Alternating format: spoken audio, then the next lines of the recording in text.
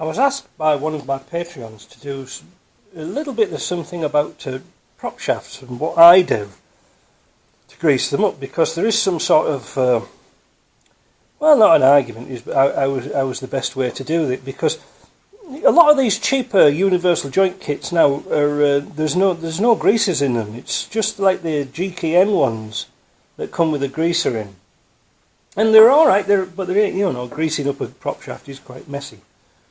But there is a problem, because when these are on the car, and if you have a grease gun like this, I always have a flexible, not a like a solid tube. When you try to click this on, sometimes you find that the yolks here are in the way. You can't quite get into it. Bit of a pain. So what do? Well, I get a long deep socket, and I put one of these in, which is deeper, which is longer. Now you only can put these in temporarily, so don't be sort of thinking that you're going to leave them in, because the action of the movement of the prop can snap these off. So you give them a quick nip, and then you can get any grease gun on you want. Now I must have about 5 grease guns hanging off the wall, and this by far is the best one I've had so far. I don't know where I got it from, but it will take the full cartridges of grease. The only downside I don't like is it's got a plug here for letting the air out, and the shaft was quite small. But it's good. But what I did with this, if you can see the end, these are made in Quebec, where I am, and they're far superior than the old style fittings like this, because they're always jumping off and bouncing off. Whereas these, if you lock it on, watch, let me see if you can see this, watch what happens. The collar slides forwards, so that when you put some grease in, the pressure won't push it back off again, and it'll only come off when you want to pull the outer ring off. So that's a good thing to know. Thread sizes, they vary. There's quarter 20s, there's quarter 28s, there's metric ones. So if you're going to do this, just don't go too wild in screwing them in, because you might strip the threads. But try them first, and they should go in about 2 or 3 turns before they start to tighten up.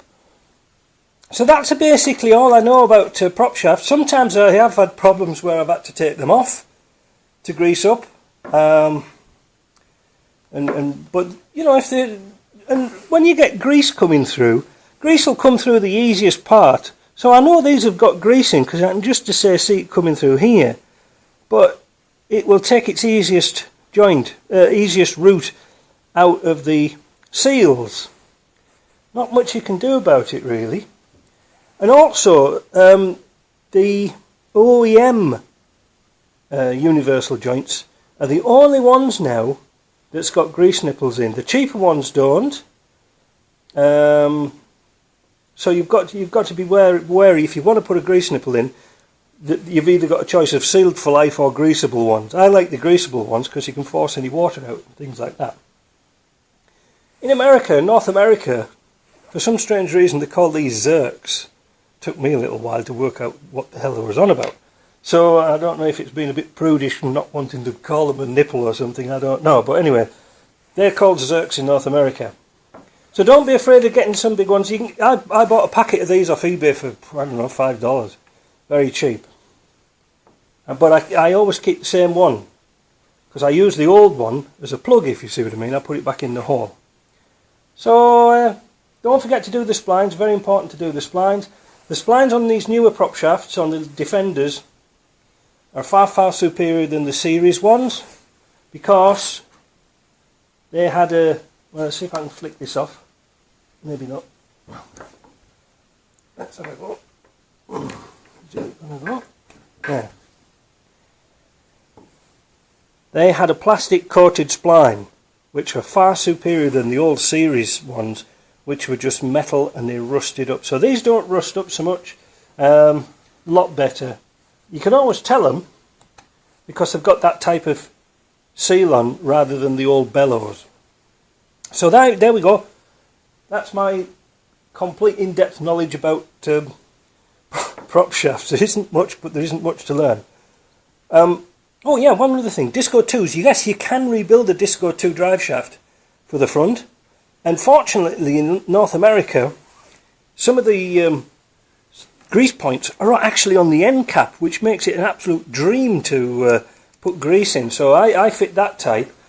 But, and this is another big but, when they've got the grease nipples in at the end, I just like to take them down to my, if I've changed the joints, take them down to my guy who balances shafts, and for $40 he'll put it on his machine and rebalance it for me. So it's pretty cheap, you know, providing there's not really much work to do. If he puts a little bit of weight on it, it's only about $40. So there you go.